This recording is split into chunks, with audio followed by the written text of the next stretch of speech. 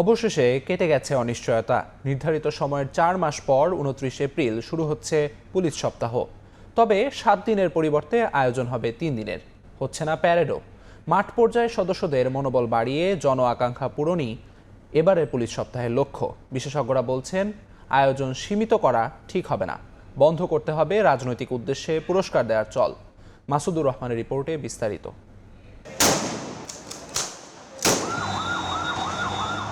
জুলাই অভ্যুত্থানে বিতর্কিত ভূমিকা পালন করে জনরোষের মুখে পড়ে পুলিশ। এরপর 8 মাস কেটে গেলেও এখনও পুরোদমে কাজে ফিরতে পারেনি বাহিনীটি। এ কারণে সবচেয়ে বড় বার্ষিক অনুষ্ঠান পুলিশ সপ্তাহ আয়োজন নিয়েও তৈরি হয় অনিশ্চয়তা। অবশেষে নির্ধারিত সময়ের 4 মাস পর এপ্রিলের শেষ সপ্তাহে হতে যাচ্ছে পুলিশ সপ্তাহ 2025। প্রধান উপদেষ্টা ডক্টর মোহাম্মদ ইউনূসের সময় চেয়েছে পুলিশ সদর দপ্তর। 4 দিন কমিয়ে আয়োজন হচ্ছে 3 দিনের। থাকছে না পুলিশ প্যারেড, হচ্ছে না সাংস্কৃতিক আয়োজনও।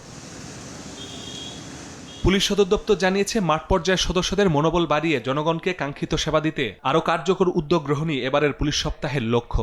জনাকাঙ্ক্ষা পূরণে কি কি উদ্যোগ আরও গ্রহণ করা প্রয়োজন, সেই বিষয়গুলো নিয়ে মূলত আলোচিত হবে বলে আমরা আশা করছি এবং এগুলোকেই আসলে প্রায়োরিটি দেওয়া হচ্ছে।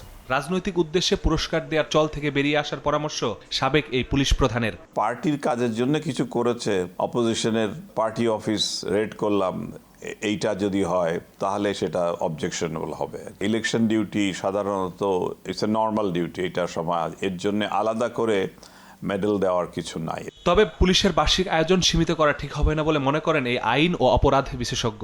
যে কোনো বাহিনীর একটা বাৎসরিক একটা সপ্তাহ যদি থাকে, সেখানে নানা রকম কর্মকাণ্ড থাকবে, সেখানে সাংস্কৃতিক অনুষ্ঠান তো অবশ্যই থাকতে হবে, তাদেরও তো সুস্থ বিনোদনের দরকার আছে।